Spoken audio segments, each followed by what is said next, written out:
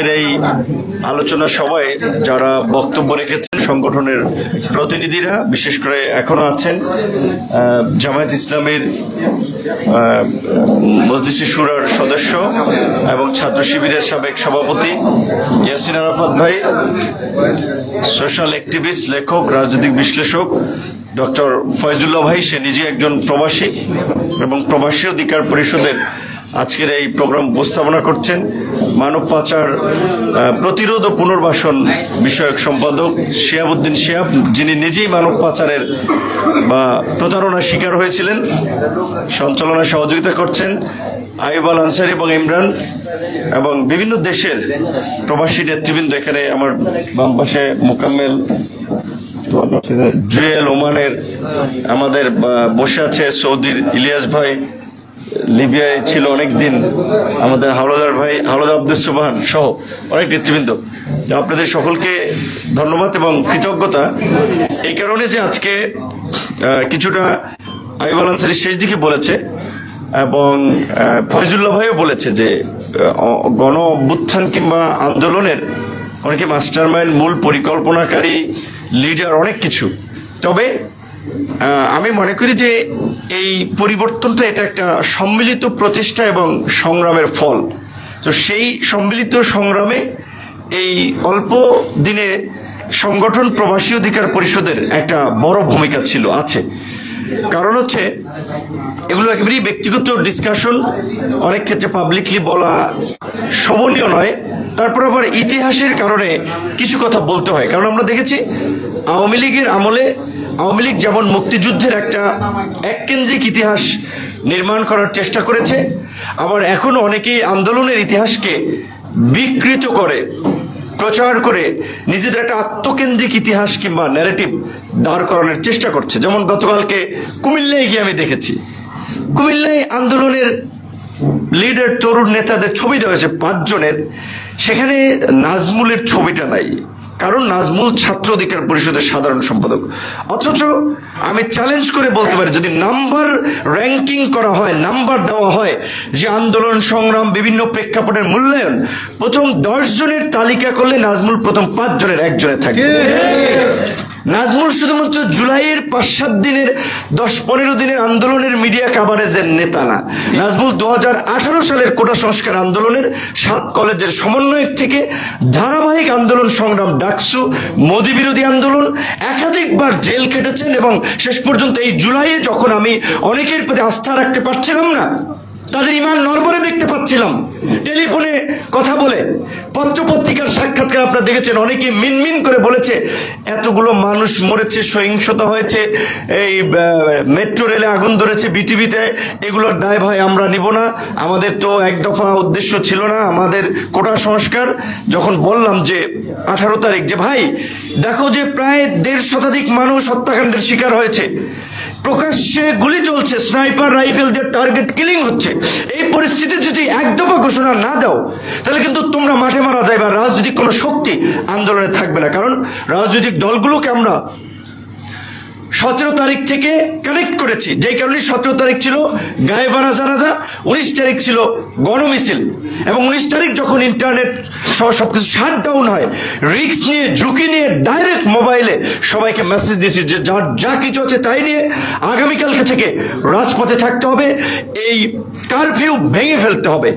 সব দলের নেতাদের সাথে কথা বলেছি, মেসেজ দিয়েছি, যাই হোক সে বিস্তারিত আলাপে গেলাম না। আমি বলছি ওই বিকৃত ইতিহাস দেখেছে নাজমুলের, যখন আমি বলছি নাজমুল তোমরা বাকিদের সাথে কথা বলো, ঢাকা কলেজের রাকিব এখন যে এনসিপির সাথে আছে বা আরো অনেক নেতৃবৃন্দ, আসিফ, নাহিদ, তারা সবসময় কমিটেড ছিল, আমি তাদেরকে দেখেছি কমিটেড ছিল যে ভাই আপনি রাজনীতিতে আছেন, জাতীয় রাজনীতিতে, আপনার জাতীয় নেতাদেরকে, দলগুলোকে ওইভাবে একত্রিত করেন, তারা যেন এই আন্দোলনের পাশে থাকে। বাট বাকি অনেকের আমি দেখছি যে নড়বড়ে অবস্থা, যে কোনো সময় তাদেরকে দিয়ে সরকার উল্টাপাল্টা ব্রিফ করিয়ে আন্দোলন স্থগিত করতে পারে, এবং ডিবি কার্যালয়ে নেওয়ার ফলেও কিন্তু তাই হয়েছিল যে না চাপের মুখেও যাই হোক তাদের বলাতে আন্দোলন স্থগিতের ঘোষণা দেওয়া হয়েছিল। কিন্তু নাজমুলদের মতো যারা আমাদের শিষ্য ছিল তাদেরকে আমরা বলেছিলাম কোনো আলোচনা হবে না, এক দফার বিকল্প কিচ্ছু নাই।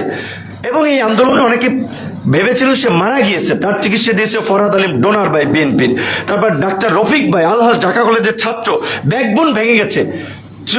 ঢাকা কলেজকে পুরো অর্গানাইজ করার ক্ষেত্রে নাজমুলের ভূমিকা ছিল। এবং এই আন্দোলনটা বলছি 18 থেকে সেখানে নাজমুলের ছবিটা নাই, থাকাটা উচিত ছিল। যারা এই 5টা ছবি ঝুলিয়েছেন শুধুমাত্র আসিফ, হাসনাত কিংবা তারেক, রিফাত, রশিদ, এদের একটা র্যাঙ্কিং করলে আসিফের পরেই ছবিটা থাকা উচিত নাজমুলের। তো এই জন্য আমি বললাম এই প্রবাসী অধিকার পরিষদের কথা বলতে গিয়ে যে প্রবাসী অধিকার পরিষদ আজকের যারা উপদেষ্টা আছেন, বড় বড় নেতা আছেন, এই প্রবাসী অধিকার পরিষদের সাধারণ প্রবাসী, তারা কেউ লেবার, মরুভূমির বুকে বালুর মধ্যে কাজ করে, কেউ ফার্মে কাজ করে, তারা টাকা পাঠিয়েছে অনেক ছাত্রের ভর্তির জন্য, অনেকের মোবাইল কেনার জন্য, তারা বেতন পায় 25,000, 30,000 টাকা। কিন্তু এই ছাত্র অধিকার পরিষদ, এই অধিকার পরিষদের প্রোগ্রাম কর্মসূচিতে তারা ফান্ড পাঠিয়েছে, কেউ 500 টাকা, 1000 টাকা। কাজী আপনারা এই যদি ঋণ ভুলে যান তাহলে কিন্তু আল্লাহ আপনাদেরকে ক্ষমা করবেন। এই মানুষের প্রতি দায়বদ্ধতার কথা ভুলবেন না। যে আজকে আপনারা নেতা ওই যে বলেছে এই প্রধান উপদেষ্টাকে রিসিভ করতে যাবেন, গাড়িরও 4টে গাড়ি ভাড়াও দিয়েছে প্রবাসী অধিকার পরিষদ, এটা নাথিং। কিন্তু কথা হচ্ছে আমি যে রাজনীতি করছি আমি ব্যক্তিগতভাবে বলতে পারবো, আমি ব্যক্তিগত পারপাসে অন্যের কোনো সহযোগিতা কখনো আমি ব্যবহার করি নাই। আমি যতটুকু এর কাছ থেকে ওর কাছ থেকে হেল্প এনেছি, সহযোগিতা এনেছি এই পরিষদকে অর্গানাইজ করার জন্য। কারণ আজকের এই পরিবর্তিত প্রেক্ষাপটে সমন্বয়কদের অনেকে গাড়ি দিবে, ফ্ল্যাট দিবে, অনেক কিছু করবে, কিন্তু এই জুলাইয়ের পূর্বে গাড়ি ফ্ল্যাট তো দূরের কথা, পাশে বসে একটা সান্ত্বনা দেওয়ার মতো লোকজন ছিল না। একটা ইন্টারেস্টিং বিষয়, শিবিরের সাবেক সভাপতি, জামাতের কেন্দ্রীয় নেতা ইয়াসিন আরাফাত ভাই এখানে আছে। আমাদেরকে গাইলে তো খালি জামাত শিবির আমাদেরকে ফান্ডিং করে, জামাত শিবির আমাদেরকে পৃষ্ঠপোষকতা করে, নানান ধরনের প্রোপাগান্ডা ছড়াইতো। ইয়াসিন আরাফাত ভাই আমি বাড্ডায় যেই বাসা থাকতাম, সেই বাসার ভাই উপরে ছিলেন না নিচে ভুলে গেছে, উপরে থাকতেন, কিন্তু আমি জানতাম না তিনি তার মতো চলাফেরা করতেন, জানতাম না। যাই হোক, পরিচয় হওয়ার পরে একদিন আমাদের এক রিলেটিভ 2বার বোধহয় চিকিৎসাজনিত একটা বিষয়ে তার কাছে বলেছিলাম আপনার যদি সুযোগ থাকে, কারণ আমার তো আসলে আমি অত এইভাবে সম্পৃক্ত ছিলাম না, ইবনেসিনা হসপিটালের চিকিৎসা। আমি ভাইকে বলছিলাম আপনাদের লোকজন আছে একটু বলে দিন কিছু কম টম নেয়। তো জামাতের বড় নেতা থাকতে, সে তখন ছাত্র শিবিরের নেতা, আমি তার সাথে পরিচয় থাকার সুবাদে তাকে বলেছি। তখন বলছে আমার অফিসিয়ালি বিএনপির সাথে ওইভাবে এই 28শে অক্টোবরের পূর্বে বোধহয় তারেক রহমানের সাথে আমাদের কথা হয় নাই, কিন্তু আওয়ামী লীগ কিন্তু পিটাইতো, হামলা করতো, ওটাকে জায়েজ করতো যে আমরা বিএনপি জামাতের অর্থায়নে, পৃষ্ঠপোষকতায়, বুদ্ধির পরামর্শে এই আন্দোলন করছি, সরকার বিরোধী তৎপরতা চালাচ্ছি। কিন্তু প্রকৃত অর্থে বিএনপির অর্থায়নে না, জামাতের অর্থায়নে, তাদের বুদ্ধিতেও না, নিজের বিবেক এবং বোধের তাড়না থেকে যে এইভাবে একটা দেশ চলতে পারে না। মানুষের কথা বলার অধিকার নাই, চলাফেরার অধিকার নাই। গত 3টা নির্বাচন, 14, 18, 24 ভুয়া নির্বাচন হয়েছে। এইভাবে তো একটা দেশ চলতে পারে। এদেশের ফিউচারটা কি? একদলীয় শাসন প্রতিষ্ঠা করার জন্য তো 71 এতগুলো মানুষ জীবন দেয় নাই, আমরা লড়াই করি নাই। দেশে পরিবর্তনের আকাঙ্ক্ষা থেকেই কিছু করার প্রত্যয় নিয়েই সংগ্রামটা করেছি। সেই ক্ষেত্রে ওই যে ফয়জুল হক ভাই বলেছে, কখনো অনেকে সহযোগিতা করেছে, সহযোগী হিসেবে এসেছে, আবার দেখা যায় ওই বিষধর সাপের মতো সবল মেরেছে, বিভ্রান্তি ছড়িয়েছে, প্রোপাগান্ডা ছড়িয়েছে, অনেক কিছু করেছে আমাদেরকে তাদের স্বার্থে ব্যবহার করতে না পেরে বিনাশ করার জন্য। তারপর আবার বারবার ঘুরে দাঁড়িয়েছি। আর এই বারবার ঘুরিয়ে দাঁড়ানোর জন্য আমাদের রাজনীতিকে আজকে এই সাফল্যের এই জায়গায় নিয়ে আসার জন্য যতটুকু সফল হয়েছে, এর সিংহভাগ কৃতিত্ব এই প্রবাসী অধিকার পরিষদের সাধারণ প্রবাসী এবং নেতৃবৃন্দের। সমস্ত সাপোর্টটা বলেছি, আমাদের কোনো বড় ডোনার ছিল না, কেউ 10 লাখ 5 লাখ টাকা, কোটি টাকা সাপোর্ট করেছে এই সাধারণ প্রবাসী। আমি ওই লাস্ট রেজিমের সময় 4টা মিডল ইস্টের দেশ সফর করেছিলাম, ওমান, কাতার, সংযুক্ত আরব আমিরাত এবং সৌদি আরব। 4টার খরচ কিন্তু তারা বিয়ার করেছে, সমস্ত প্রোগ্রাম সবকিছু। কিছু আগে ইউরোপ সফর করেছিলাম, 4টা দেশে গেছি, সেখানে সেই প্রোগ্রাম তারা করেছে, অনেকগুলো সেখানকার খরচ তারাই বহন করেছে। তো এই তাদের ভালোবাসা কেন, তাদের এই আগ্রহ কেন? বিকজ তারাও আমাদের মতো একটা নতুন কিছু, একটা পরিবর্তনের বাংলাদেশ দেখতে চেয়েছিল। কিন্তু এটা ঠিক যে আমাদেরকে বলতে সমস্ত আলোচনায় যাবেন, নেতাদের মুখে শুনবেন, এই গণঅভ্যুত্থান পরবর্তী পরিস্থিতি নিয়ে তারা খুব বেশি সন্তুষ্ট না। কারণ তাদের যে আশা আকাঙ্ক্ষা ছিল, এই সরকারের উপদেষ্টা অনেকে, তারা পুরো দেশের রাষ্ট্র ব্যবস্থার সমস্যা জানেন, কিন্তু এখন পর্যন্ত আমরা যদি বলি মোটা দাগের সমস্যার ক্ষেত্রে আমরা একটা জনবান্ধব প্রশাসন, জনগণের প্রতি দায়বদ্ধ একটা প্রশাসন, পুলিশ কিংবা জনপ্রশাসন আমরা চাই। আমরা কি সেটা পেয়েছি? প্রশাসন আগে এক ধরনের রাজনৈতিক ডিরেকশনে চলতো, এখন আরেক ধরনের রাজনৈতিক বা গভর্নমেন্টের ডিরেকশনে চলছে। কোন নিরপেক্ষতা, পেশাদারিত্ব এখনো নিশ্চিত হয় নাই, এবং সেই সংস্কার নিয়ে খুব বেশি আলাপ আলোচনা হচ্ছে না। আমরা যদি দেখি যে এই গত 16 বছরে 28 লক্ষ কোটি টাকা দেশ থেকে পাচার হয়েছে, অন্তর্বর্তীকালীন সরকারের দুর্নীতি দমন কমিশন সেইভাবে ফাটাকেস্টের মতো সব জায়গায় ঘুরে বেড়াচ্ছে, অভিযান চালাচ্ছে, দুর্নীতিবাজদেরকে গ্রেপ্তার করছে, বিচারের মুখোমুখি করছে, আদালতে তোলা হচ্ছে, কিচ্ছু দেখি না। দুর্নীতি দমন কমিশন আছে না মারা গেছে জানি না। আমরা যদি দেখতাম যে যেই ফ্যাসিবাদী শক্তি গত জুলাই থেকে শুরু করে গত 16 বছরে এই নির্মমতা, নিষ্ঠুরতা চালিয়েছে, চিরুনি অভিযান চালিয়ে তাদেরকে গ্রেপ্তার করা হচ্ছে, আদালতে হাজির করা হচ্ছে, তাদের ট্রায়াল চলছে, আমরা শান্তি পেতাম। কিন্তু কিছুই দেখতে পাচ্ছি না। 9-6 ল্যাপস্যাপ দিয়ে কাইওয়াশ যা দেখতে পাচ্ছ অনেক ক্ষেত্রে। প্রকৃত বিষয়ে যেগুলো মানুষের প্রত্যাশা, সিম্পল সাধারণ মানুষের যে প্রত্যাশা নিয়ে রাস্তার একজন শ্রমিক, ফুটপাতের হকার, পথশিশু, রিক্সাওয়ালা, গার্মেন্টস কর্মী যারা এই আন্দোলনের ছাত্র জনতার সাথে যুক্ত হয়েছিল, যে তারা ভেবেছিল এই পরিস্থিতির পরে অন্তত তাদের অর্থনৈতিক, সামাজিক একটা উন্নতি হবে, সেই মৌলিক জায়গায় আমরা খুব বেশি পরিবর্তন দেখি নাই। হ্যাঁ, বড় পরিবর্তন রয়েছে যে আজকে আমি ইয়াসিন আরাফাত একসাথে বসে কথা বলতে পারছি, প্রকাশ্যে সভা সমাবেশ করতে পারছি, আগে টুকটাক পারতাম, এখন একটু ভালোভাবে পারছি, ঢাকার বাইরে নিরাপদে যাচ্ছি, এই হয়তো এইটুকু একটু পরিবর্তন হয়েছে। এমন রাষ্ট্রের শাসনতান্ত্রিক পরিবর্তনের বিষয় নিয়ে ঐক্যমত কমিশন আলোচনা হচ্ছে, সেইখানে কিছু ঐক্যমত হয়েছে। এখন সেটা ইমপ্লিমেন্টেশন বা বাস্তবায়ন কি প্রক্রিয়া হবে সেটা একটা জটিলতা আছে। নির্বাচনের আগে হবে না নির্বাচনের পরে হবে না একই সাথে হবে, কারণ আমরা তো দেখেছি এই দেশে অনেক সামাজিক চুক্তি বলেন, রাজনৈতিক সমঝোতা বলেন হয়েছে, কিন্তু কেউ ক্ষমতায় গিয়ে রাখে নাই। রাজনৈতিক দলগুলো ক্ষমতায় থাকতে তাদের ভাষা এক ধরনের, বিরোধী দলে গেলে আরেক ধরনের। বাংলাদেশে একটা সামাজিক চুক্তি ছিল গত লাস্ট 50 বছরে, কেয়ারটেকার গভর্নমেন্ট, তত্ত্বাবধায়ক নির্বাচনের জন্য তত্ত্বাবধায়ক সরকার ব্যবস্থা আওয়ামী লীগ তুলে দিয়েছিল, এবং সেখান থেকে সংকটটা শুরু হয়েছিল।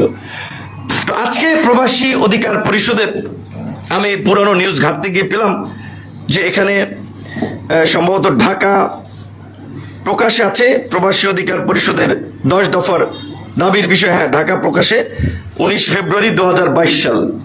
সেখানে ছবিতে দেখতে পাচ্ছি জাফরুল্লাহ চৌধুরী ছিলেন, রেজা কিবরিয়া ভাই ছিলেন, জুনায়েদ সাকিব ভাই ছিলেন, দিলারা ম্যাডাম ছিলেন, রফিকুল ইসলাম বাবলু ভাই মুক্তিযোদ্ধা।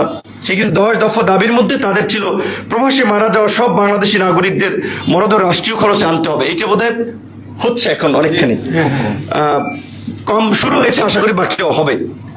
তারপরে প্রবাসীদের জাতীয় পরিচয়পত্র প্রদান এবং প্রবাস থেকে ভোটদানের সুযোগ আলহামদুলিল্লাহ বাস্তবায়নের দিকে যাচ্ছে। বিমানবন্দরে প্রবাসী হয়রানি বন্ধ, যদি একটা লাউন্স করছে, সমালোচনা আছে, কিন্তু আমি বলবো ট্রেন শুরু হয়েছে, আরো সংস্কার পরিবর্তন হয়, বাট কিছুটা কিন্তু শুরু হয়েছে। প্রবাসীদের দ্বৈত নাগরিকত্ব পেনশনের সুবিধা এভাবে বেশ কিছু দাবি দেওয়ার কথা 10 দফার মধ্যে ছিল, কিন্তু সবচেয়ে বড় যে বিষয়টা, আপনি যখন ভোটাধিকার পাবেন, রাজনৈতিক দলগুলো, দলের নেতারা ওই ভোটের জন্য কিন্তু আপনার দাবি দেওয়া মানতে বাধ্য হবে। কাজে সেই জন্য আমরা দাবি জানিয়েছিলাম সমস্ত প্রবাসীদের ভোটাধিকার নিশ্চিত করে। নির্বাচন কমিশন বলছে পরীক্ষামূলকভাবে তারা কয়েকটি দেশে ইমপ্লিমেন্ট করতে চায়। আপনারাও সোচ্চার থাকেন, সমস্ত দেশের, যেই সমস্ত দেশে আমাদের প্রবাসীরা আছে সেই প্রবাসীরা যেন ভোটাধিকার প্রয়োগ করতে পারে। এবং এই যে 10% প্রবাসী প্রতিনিধিত্ব আপনারা চাইছেন, এইটার অনেকগুলো পজিটিভ দিক আছে। আমি সংক্ষেপে, আরাফাত ভাই যদি নামাজের টাইম ওভার হয়েছে আপনি গেলে যে আপনার 10% প্রবাসী প্রতিনিধিত্ব চাইছেন, দেখেন এটা যদি নিশ্চিত করা যায়, এখানে অনেকগুলো ভালো দিক আছে। 1 নম্বর দিক হচ্ছে আমাদের এমনিতে একটা ওভার পপুলেটেড কান্ট্রি এবং একটা অর্থনৈতিকভাবে আমরা পিছিয়ে পড়া, আমাদের রেমিটেন্স, আমাদের বৈদেশিক মুদ্রা আয়ের একটা বড় খাত, সেই ক্ষেত্রে এই 10% প্রবাসীদেরকে নির্বাচনের সুযোগ দেওয়া হলে তারা দেশে ব্যবসা বাণিজ্য করবে, নির্বাচনী খরচের জন্য, কর্মকাণ্ডের জন্য কিন্তু বিদেশ থেকে টাকা দেশে আনবে। সুতরাং দেশের অর্থনীতির জন্য এটা অত্যন্ত একটা ভালো দিক। দ্বিতীয়ত হচ্ছে আমাদের এইভাবে আলাদাভাবে সেমিনার করা লাগবে না প্রবাসীদের নিয়ে কথা বলার জন্য। সরাসরি প্রবাসী প্রতিনিধিত্ব থাকার ফলে তারাই প্রবাসীদের ভালো মন্দ দিকগুলো নিয়ে কন্টিনিউয়াস ভাবে সংসদ থেকে শুরু করে বিভিন্ন আলাপ আলোচনায় তারা সেই বিষয়গুলো তুলে ধরতে পারবে। তাছাড়া আরো অনেক বিষয় আছে, আপনারা মনে করি যেই দাবিটা করেছেন অত্যন্ত যৌক্তিক। সেই ক্ষেত্রে এখন যে আলোচনা হচ্ছে বর্তমান সংস্কার কমিশনে, যে এই সংখ্যানুপাতিক নির্বাচনে, সংখ্যানুপাতিক পদ্ধতিতে আগামী নির্বাচন, এখন আমাদের দলের একটা পজিশন আছে 2021 সালে আমরা যখন দল ঘোষণা করি তখন থেকে, যে আনুপাতিক হারে নির্বাচন ব্যবস্থা, এইটা করা গেলে খুবই ভালো হতো। আমার প্রত্যেকটা জিনিসেরই কিছু ইতিবাচক নেতিবাচক দিক আছে। যেহেতু রাজনৈতিক দলগুলো একমত হয়েছে যে উচ্চ কক্ষ, আমাদের দ্বিকক্ষ বিশিষ্ট সংসদ হবে, উচ্চ কক্ষের যে 100 প্রতিনিধি সেটা আনুপাতিক প্রাপ্ত ভোটের অনুপাতে নিশ্চিত করা হবে। সেটাও যদি করা হয়, সেখানেও আমরা ওই পেশাজীবী, শ্রমজীবী, কর্মজীবী রাজনীতির বাইরে একটা পার্সেন্টেজ রাখার কথা হচ্ছে 20 থেকে 30%। সেক্ষেত্রে প্রবাসীদের একটা সুযোগ তৈরি হবে। সুতরাং এই 10% প্রতিনিধিত্ব কিংবা অন্তত পক্ষে উচ্চ হারে, মানে উচ্চ কক্ষে সংখ্যানুপাতিক পদ্ধতির প্রয়োগ, এই সময়ের একটা কার্যকর এবং নতুন সংস্কার হতে পারে। এই পরিবর্তনের, এই জুলাইয়ের পরে আমরা যদি উল্লেখযোগ্য কোনো পরিবর্তন না আনতে পারি,